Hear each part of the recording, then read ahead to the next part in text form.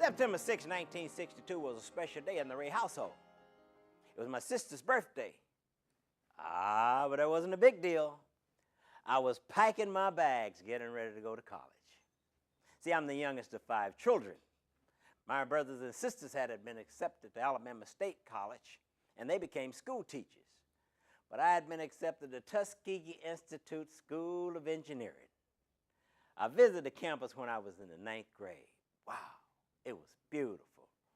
Manicured lawns, rolling hills and valleys, brick buildings, oak trees, paradise. When I got out of high school, I filled out one application for college, Tuskegee Institute. That afternoon, while I was packing my bags, I found some firecrackers in my footlocker. So when I finished packing my bags, I decided I'd walk a couple of miles away to my grandmother's house and say bye to my cousins before I left for Tuskegee. Little cousin Moses decided to go with me. So as we ran down the road, shot the firecrackers that I found in my footlocker. Short time later, we noticed a pickup truck coming up the road. We recognized the truck. It belonged to that white guy, Bill Kellogg, that lived near my grandmother. So he drove up, got out of his truck, and began to question us about the gunshot sounds. When he asked me questions, I answered by saying yes and no. And he asked me if I knew I was supposed to say yes, sir, and no, sir, to white folks. Well, I said no. And without a warning, he began to beat me up, knocked me down, began to kick and stomp me. When he finished beating me, he'd straddle me with his knees, pinning my shoulders to the ground. Reached in his pocket and he pulled out a knife to cut my throat. And as he brought his hand down with the knife in it, I was looking him straight in his eyes. And just before he plunged the knife into my throat, he stopped. It's like God just froze him in midair.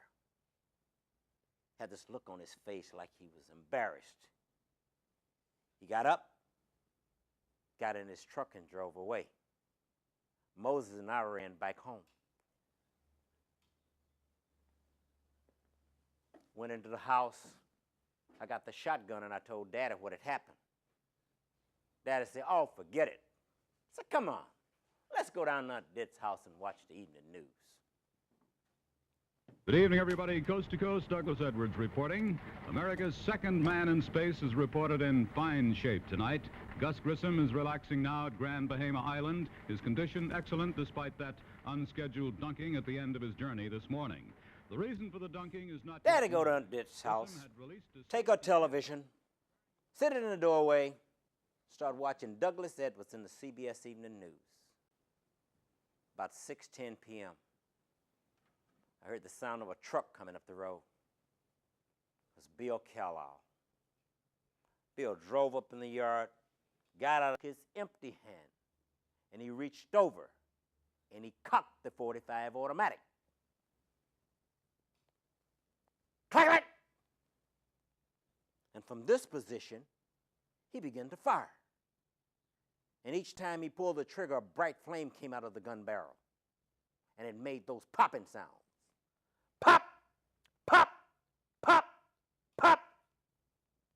Each time a bullet hit Daddy's body would flinch.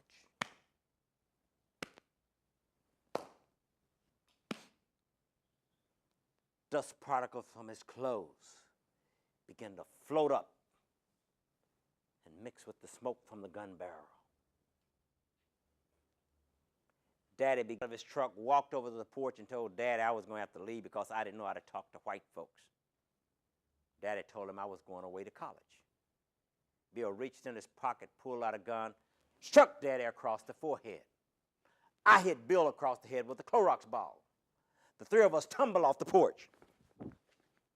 As we held on to Bill, he raised his hand with the gun and cocked it, reached over, shot Dad in the chest 8 times. It happened that quick.